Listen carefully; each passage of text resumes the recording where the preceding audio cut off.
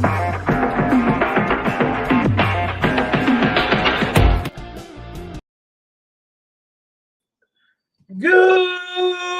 evening, sports fans from all around the globe. I am your host, Jeff Dawson, East Coast Sports Investors, and this is your closing bell for Wednesday, June 15th, 2022. Sorry for the delay. That's on me today. The phone rang and a certain someone called and have a hard time not picking up the phone when he calls. And put it this way, it was the shortest call we've probably had in 6 months, but that's okay. We're here. It's 6:28. We got plenty of time to get you caught up to speed before opening pitch, first pitch at 7:05. ECSI VIPs 0-1 this afternoon. And listen, I can talk till I'm blue in the face. Let's do it one more time. It's basic math, guys. First five, guaranteed 15 outs. Full game, guaranteed 24 outs if you're the home team. We had Phillies first five, lose 1-0. Bottom of the ninth, down 1-0, 2 on. And of course, the home run 3-1. Phillies cover the full game. -1.5 there. So 2-1 for the week. We're still up some money. We got an alert. We have an overplay later tonight. I threw in a prop play for later this evening. And we got a little exacta play on the Stanley Cup. And we already have Aves plus 330 currently in our pocket, and we'll look to hedge when we find. I'm hoping the Avs win game one, because then you can just throw a unit on the Lightning plus 260, 265, call it a day. Without further ado, I don't know who this guy is. It's been a while since I talked to him. I think he's been stiff-arming me pretty good, but only kidding. The one and only Mr. Scott E. Webb. Afternoon, sir. Hey, look, I got my hat on, man. I'm ready to go tonight. Well, as I'm looking at the board, it looks at our friends at Circuit like there's a little money been trickling in all day on the Lightning. Both teams with a handful of days off of rest.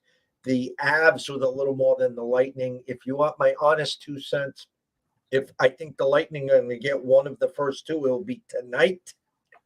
We do know your record after a loss. It's like 18-1 now.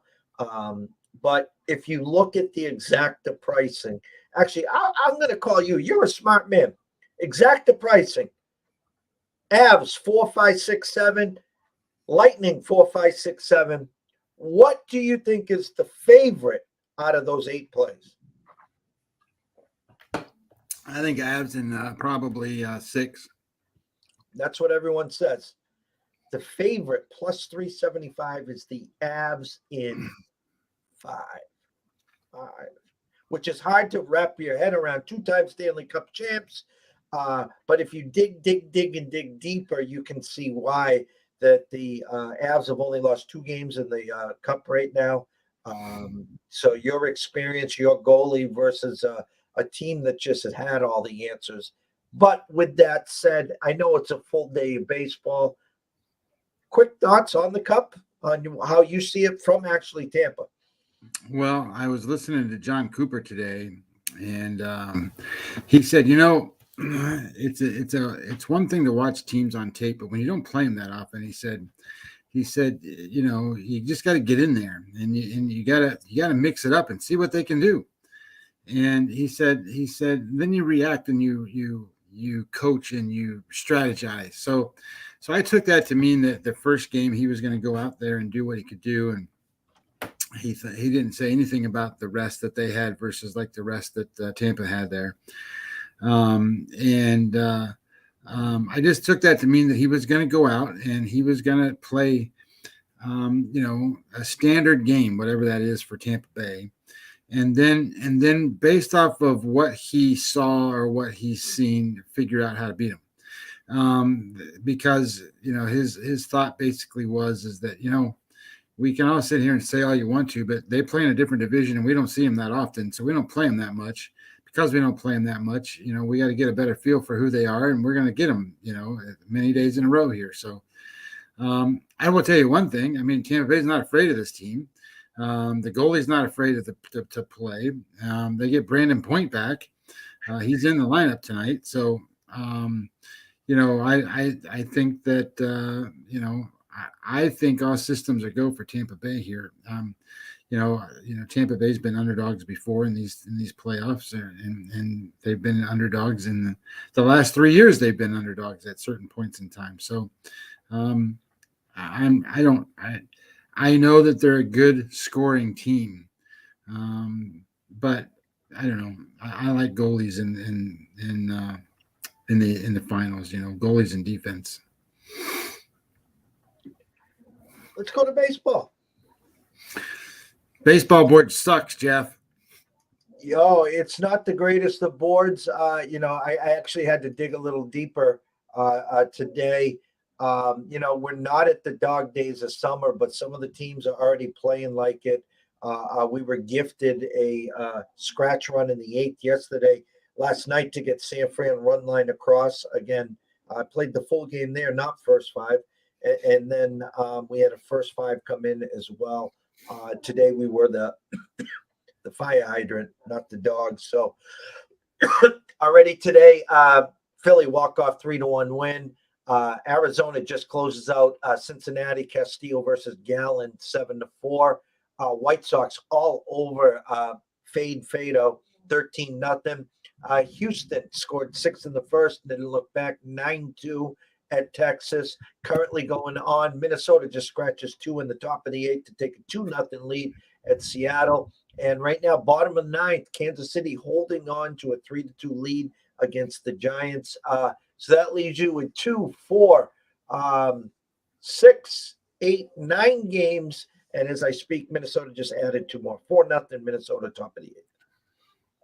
So it's what's interesting about this board is Flaherty's making a start today. So that's welcome back to Major League Baseball, Jack Flaherty. Ryan Weathers is making a start today. This will be his first start this season. Killen's pitching for the Cubs. This is his second start. You got Pilkington, and he's making, I think, his fourth or fifth start for Cleveland. You got these guys out here who hasn't pitched that often. I'm trying to remember what the kid's name in Boston is who's pitching tonight. Witkowski. Something Witkowski or something. Winkowski. So you got a lot of young kids out here. That doesn't mean that the young kids can't win. So that's number one. Anytime you see these guys that are coming out here, number one, they can pitch. And a lot of times they have an advantage because the other team hadn't seen them. Now you do need to do your homework. You got to find out if they're any good. You need to find out if they throw hard or if they've had some decent success or they were drafted high or whatever. Because if they haven't been, a lot of times they're just filling a spot because they need somebody to pitch because they gave an extra day's rest to some other starter. And it's just a fill-in guy. And if he's just a fill-in guy, he's going to get bombed. So you got to know the difference. So this is some of these spots where you can pick these off. Now, I'm a big proponent of like Strasburg the other day when he came off the IL, he got bombed. These guys don't do well when they get going here. So pay attention to who's pitching and where they come from. So a couple of things. I know people are probably getting ready to get to these numbers. So I'm just going to say it this way. I played one game and one game only tonight. I played the Atlanta Braves on the run line tonight, minus the 1.5. I paid minus 130. It's Strider, and he's against Fetty in Washington. That's the play I made, and I'll give reasons for it here in a minute. But so everybody else kind of wanted to know what they want to know what I played. That was it. I scratched 2 other ones.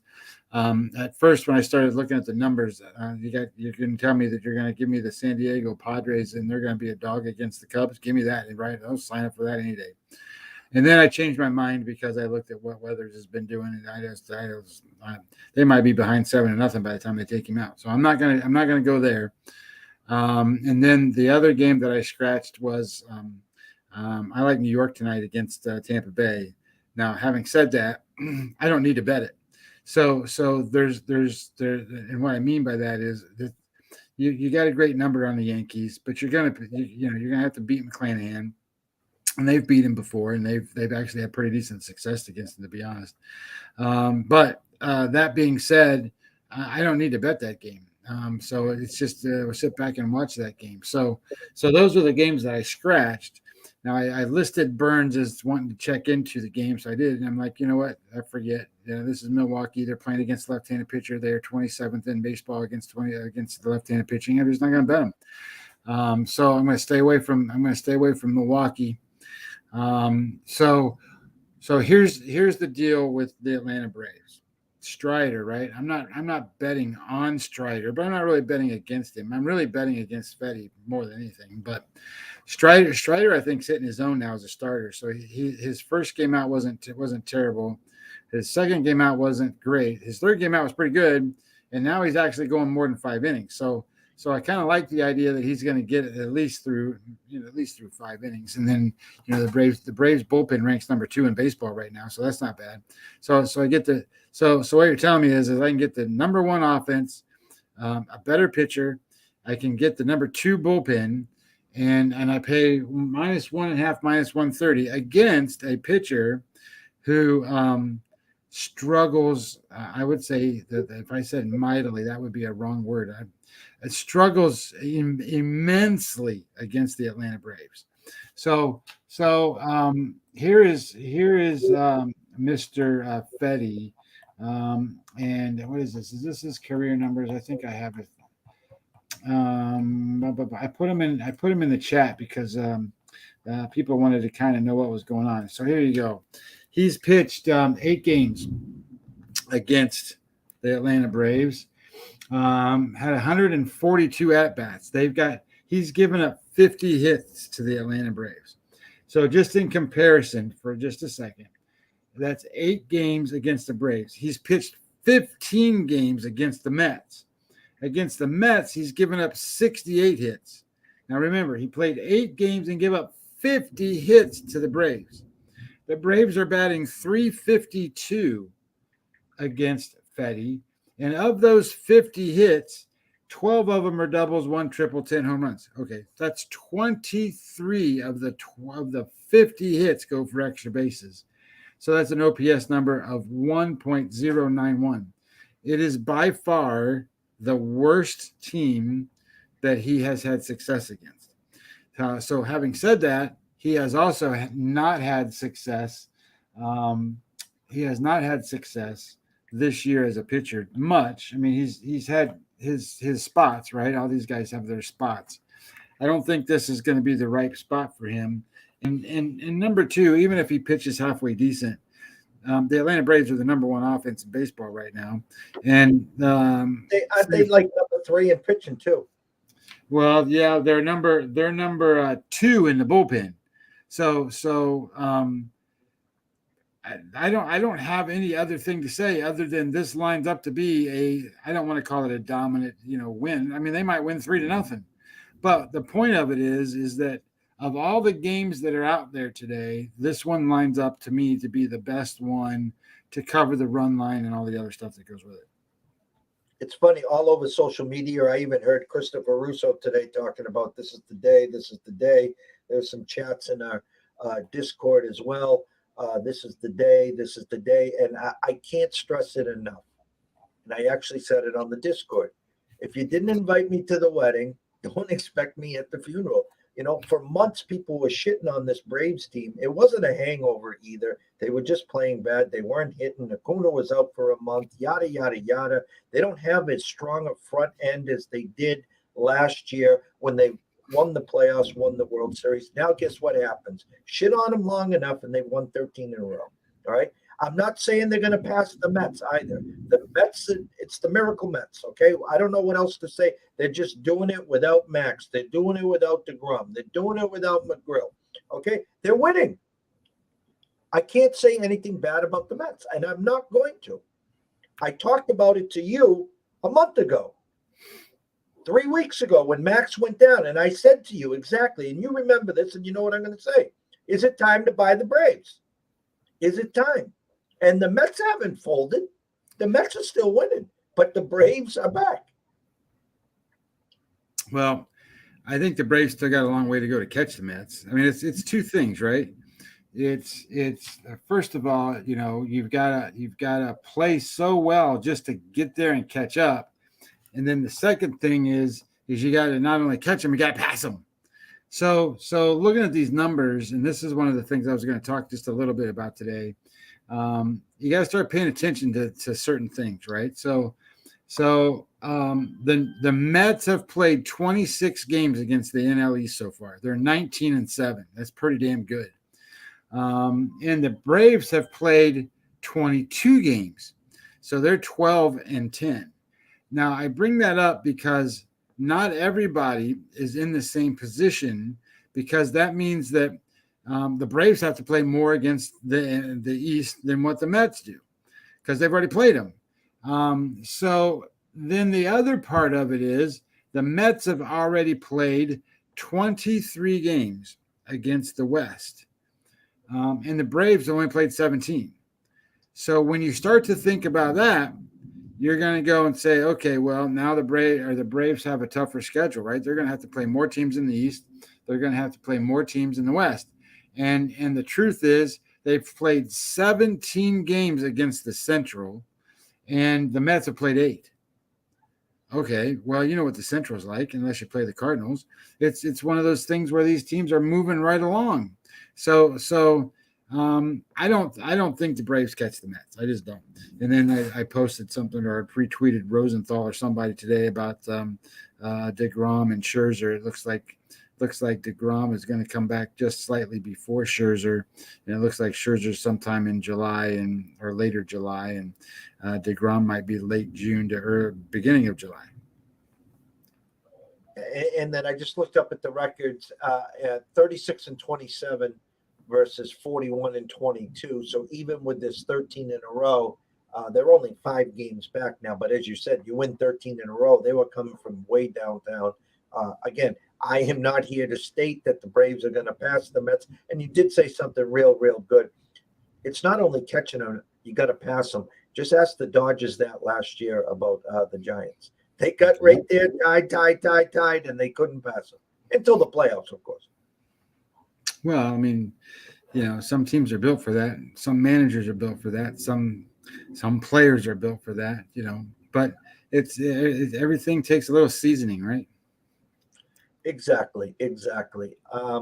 I kind of funny on your rotation number 909, 910 today, Pittsburgh and St. Louis, Flaherty's first game back. You've been talking a lot about the Contreras kid. Again, the Cardinals are rolling 37-27, 10 games over. And right now, it's funny, 3 games ahead of the Brewers. Remember that team that everyone said was a lock to win that division? That team is free falling right now as we speak. I don't know what you expect out of Flaherty, maybe 4 to 5, and then it gets to the bullpen. I don't know if he's on a pitch count. I don't know how he did in AAA. But still, a hefty opened at 160, now 176 at Circa. But you got to remember that these teams don't match up well. I mean, this is a good spot for St. Louis. I mean, they beat the crap out of the Pirates. Now, having said that, I'm telling you, this kid Contreras is really good. Now he gave up the ghost a little bit last time against the Braves, but who's not been getting beat up by the Braves? He gave up 4 runs in 4 and almost 5 innings, had 7 strikeouts, but again, he's pitched 1, 2, 3, 4. Well, however many. It's 4. It's like 7 starts now, and in those 7 starts, that was the most runs he's ever given up ever. So I think he's gonna pitch well. He's gonna bounce back, have a pretty decent game. I think Flaherty's gonna have to work. I liked Jack Flaherty 2 years ago when he was pitching in the back part of the season. He was just phenomenal. And then he goes into the next season, he couldn't pitch worth a shit, and then he gets hurt, and then he comes back this year, he can't pitch worth a shit, he gets hurt. So I don't know what you're going to get from Jack Flaherty. I don't think he's an ace anymore. So my opinion on him is way lower than probably what a lot of people think. So that doesn't mean I'm going to tell you to go tell you about Pittsburgh, because Pittsburgh, how are you going to go against Goldschmidt? Goldschmidt might hit 6 home runs in this one game and win that way. I mean, that's what they're doing. I mean, Goldschmidt's like carrying that team. So I don't know what to expect from Flaherty. I can look his numbers up real quick. He to see what kind of thing he did in his rehab starts. He did. Where is he? 22, 22. Minor leagues. I got to find the minor league numbers on him. I mean, he doesn't have a big prognosis um, as a progression. I mean, his projection numbers aren't very good. So I can't find his numbers right this second.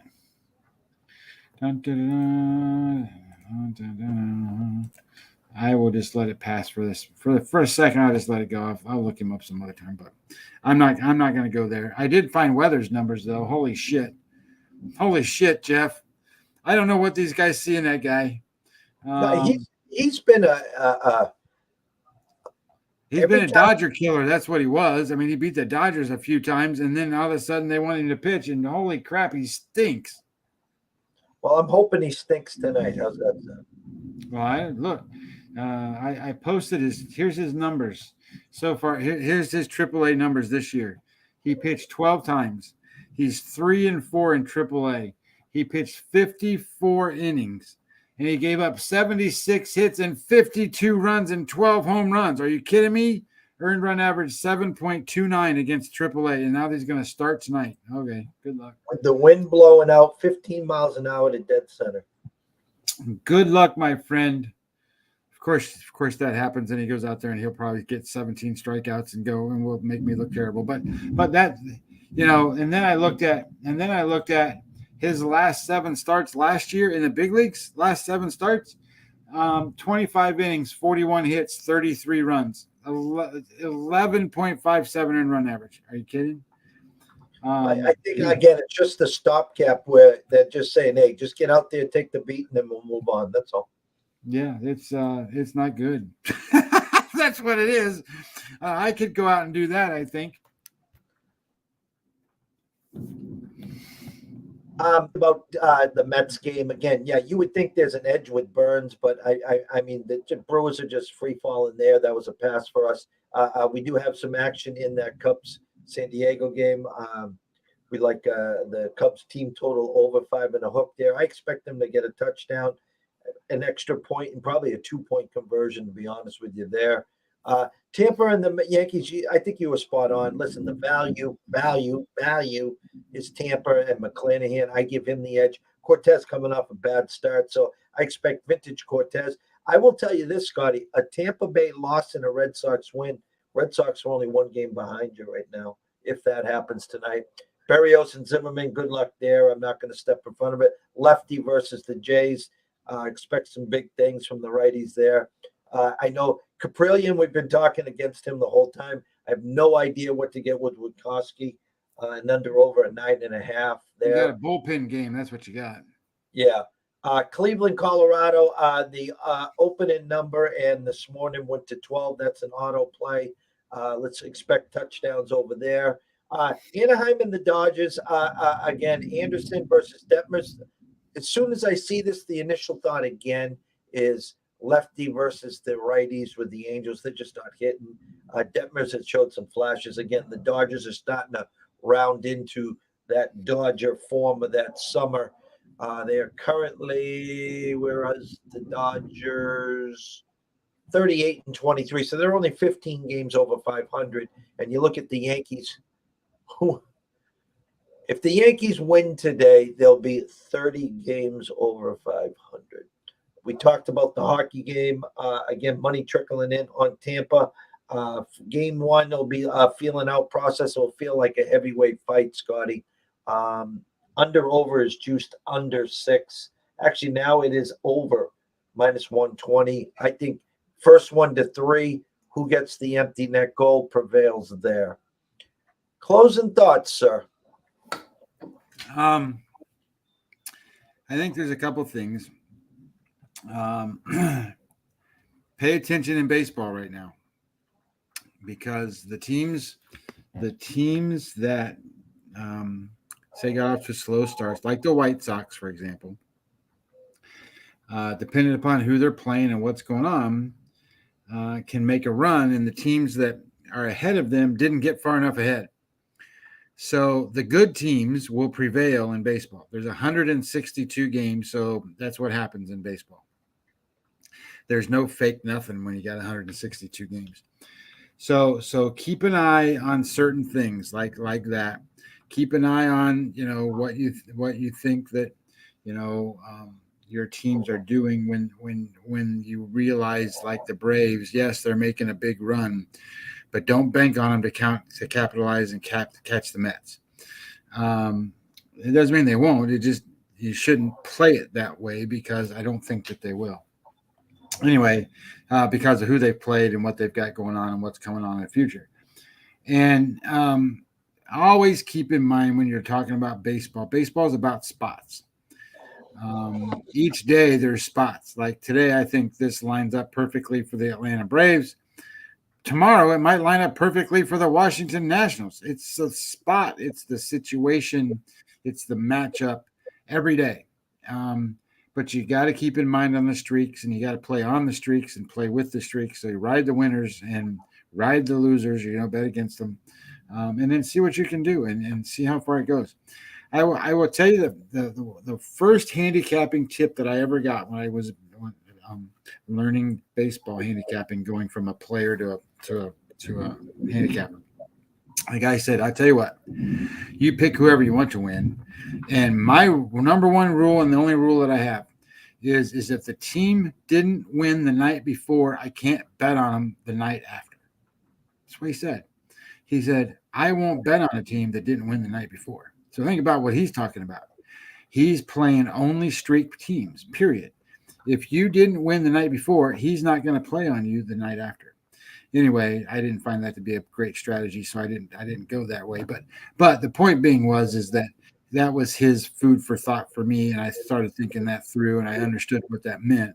But it is a frame of reference for you to kind of focus on to a certain degree. For me, I like to. It's got a feeling of the dog days of summer, and I'm watching social media. I'm on Twitter, and all of a sudden there's Brad Powers. There's a few others. They're talking football. I got the Warren Sharp emails every day. I go to the newsstands. I've seen the Athlon books out. We know Phil Steele is on the way. Yada yada yada.